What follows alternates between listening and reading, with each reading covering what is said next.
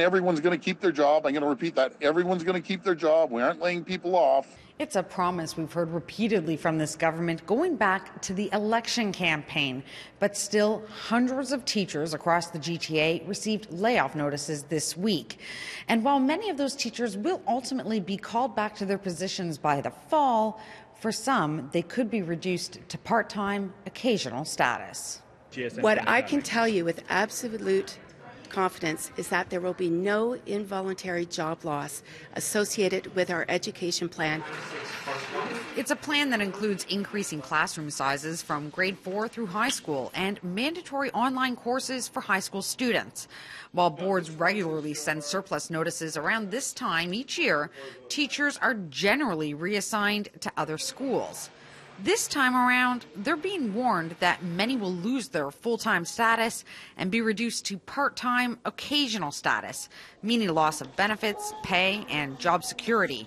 Thompson wouldn't say if a move to precarious work should be considered a lost job. Moving from full-time to occasional, is that a job loss? Again, we're taking a look at how our school boards are working through the system, and I can tell you that there will be no involuntary job loss. Thank you very much. Can you answer her question, though, Minister? So going from being a full-time teacher to a part-time or occasional teacher, is that a job loss?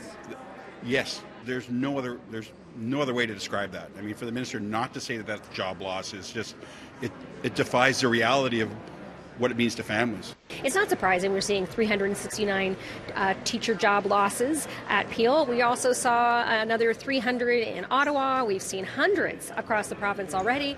And we are still anticipating that at the end of the day, it's going to be more like 10,000 teachers or education worker jobs lost. But employment lawyer Muniza Sheikh says moving from full-time to part-time doesn't necessarily equate into a lost job, at least not under the terms of the teachers' collective agreements. Does it seem like a job loss when you're moved from full-time to part-time and your compensation is reflected accordingly with a part-time position?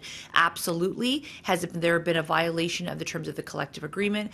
The answer is no. Just the contour lines, the outside. So while technically it may not be a job loss, for those impacted, it will certainly feel that way. It's a full-time equivalent job loss, absolutely. It's certainly difficult for that teacher and their family to know that you have a permanent full-time job, and now if you're occasional, part-time, you lose that regular paycheck that your family needs. Now, Thompson says the boards will ultimately receive their funding levels by the end of the month, but some school boards we spoke with believe that layoffs will be inevitable. Inside Queen's Park, Christina Howard, City News.